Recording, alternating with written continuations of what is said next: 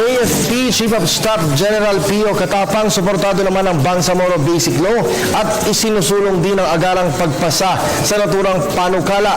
Ayon pa kay Katapang, bilang isang sundalo na na-assign ng ilang taon sa Mindanao, kinakailangan ng magkaroon ng kapayapaan sa naturang ulat. Mula naman kay Waya Makalma, live via phone touch.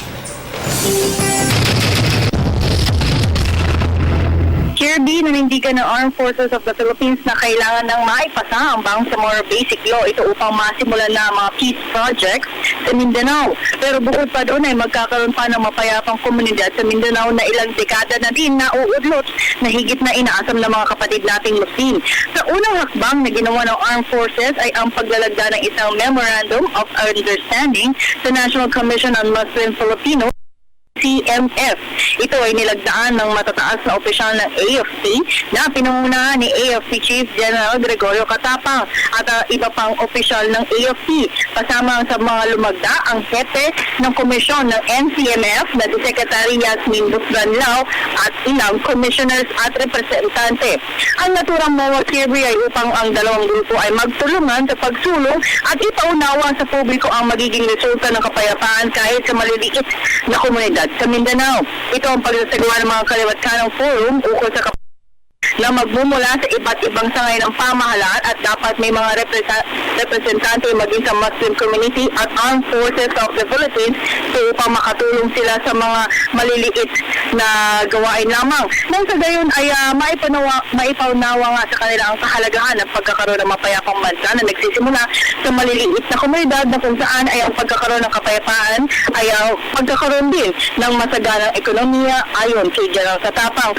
Samantala, Kirby, nagkaroon naman ng isang press conference si dating Captain Nicanor Faerdon na kanyang ipinakita sa amin ng isang caravan na kung saan makikita doon sa caravan na yun ay ang mga litrato ng mga konstruksyon ng China sa West Philippine Sea at maging ilang teritoryo na pagmamayari ng bansa na kung saan isang caravan ng kanyang isasagawa at ito'y magtatapos sa October. Ito'y sisimulan nila sa darating na Huwebes na kung saan nais nilang ipamulat sa publiko sa mga sibilyan ang kahalagahan ng pagkakaroon natin ng sa Kalayaan Island Group na ang kanyang misyon ay mapuntahan ng 82